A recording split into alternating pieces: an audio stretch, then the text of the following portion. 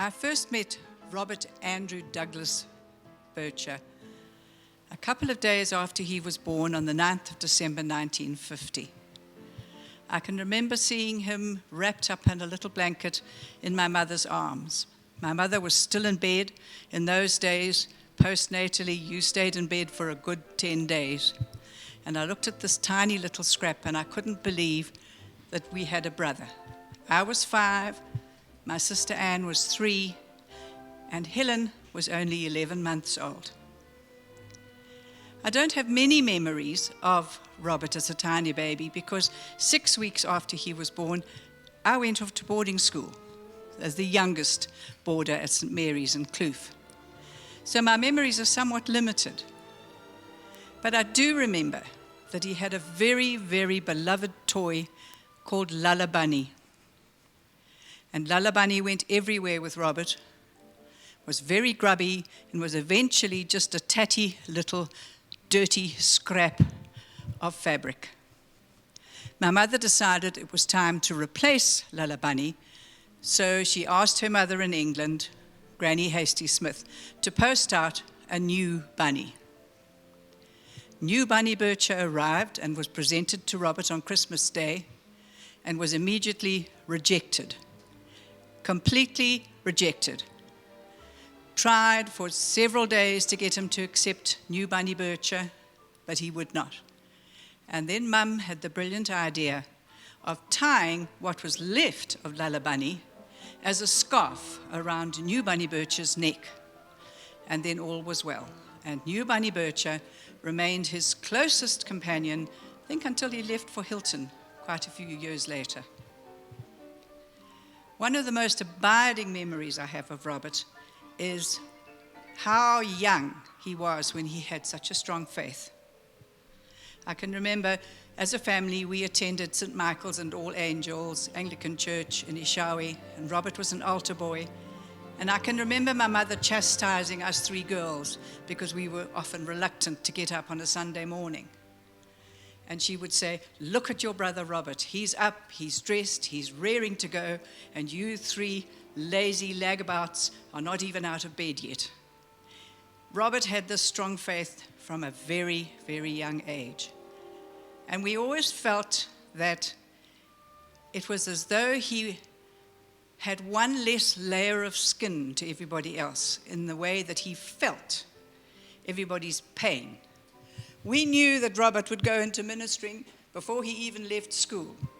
We knew that was his destiny. We knew that that was the only thing that would fulfill his talent absolutely magnificently. Another memory I have of Robert was when he was about 10. My mother had a little synthetic artificial Christmas tree that she was putting up, and Robert looked at it in horror and said, "We can't have a synthetic tree, we must have a proper, real live tree." And she said to him, "Well, if you want one, get one." So Robert got on his bicycle and off he cycled. And near the public swimming pools in Ishawi, there was a newly planted avenue of pine trees. He selected the most balanced-looking branch, hacked it off, tied it to the back of his bicycle, and rode home. Not long after, my father received a phone call from the town clerk to say that a complaint had been laid that a certain Master Bircher had been seen desecrating municipal property. I don't think my father spoke to Robert for about a week. He was so angry. The sad thing I find is when I think of these memories, I want to say, do you remember Robert? Do you remember that? I know I have spoken to him about Lulla Bunny, and he did remember that, but I wonder if he remembered the Christmas tree story. Miss you, Rob. Lots.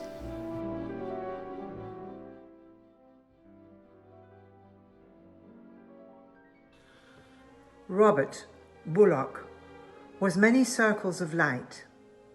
His awareness and compassion lit all whom he was near at any time. People felt the glow of validation and the joy of his tender sense of humor. As one of his sisters, Anne, I felt that warmth and caring all my life, constant and deep. He was extraordinary and truly one of God's disciples, irreplaceable here on earth.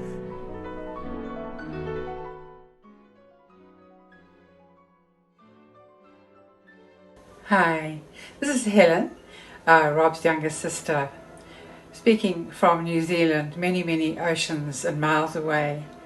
It's a very sad occasion, but at the same time, obviously I'd like to turn it around and make it optimistic, because Rob is such a lovely, a wonderful, incredible person that when I think of him, I always get a lovely big smile on my face.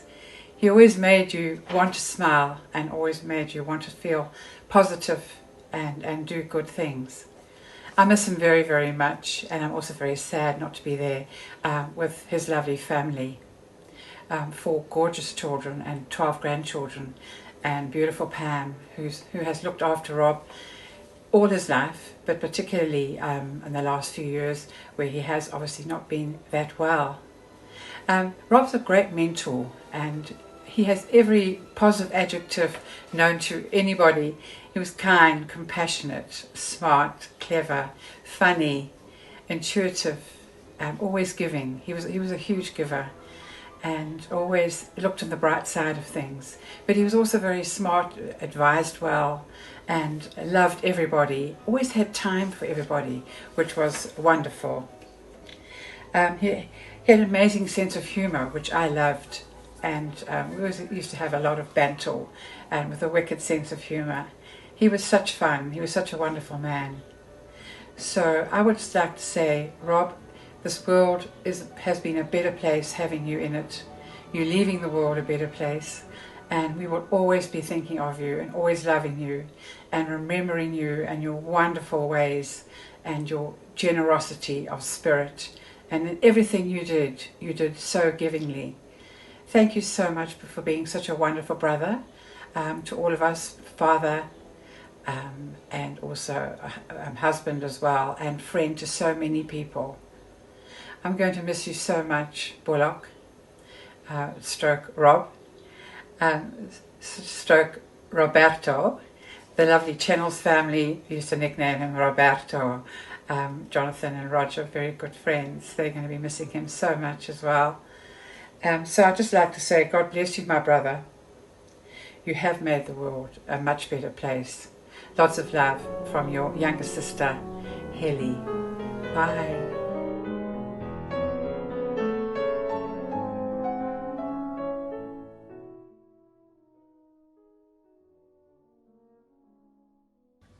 My name is Mike Fitzsimons, and I'm brother-in-law to Rob, married Dinah, his elder sister. So I've known him for more than 50 years, and I vividly record his engagement to Pam and subsequent marriage, certainly encouraged by their beloved Creator through their meeting in the church in Port Elizabeth. We visited Rob and Pam at their first home in Crawfordnet, and at first hand witnessed their intense faith, and their prayers were often answered. There are many stories about those happenings. Those initial years were happy years for them, albeit that their financial circumstances were precarious. But again, they had complete faith, and their Christian outreach to others was often rewarded. And of course we were delighted when they came to live in Hilton, because we could see more of them, and indeed we enjoyed local holidays and time together in our respective homes. Rob and Pam's life in Hilton centered around Crossways Church, and they have to be congratulated on educating their 4 children, albeit with very limited financial resources. There will be many eulogies to Rob's faith, his humility, and empathy for his fellow men, and I endorse all these. It's been a privilege to know Rob and to be his brother-in-law. He was certainly the best Christian that I have ever known.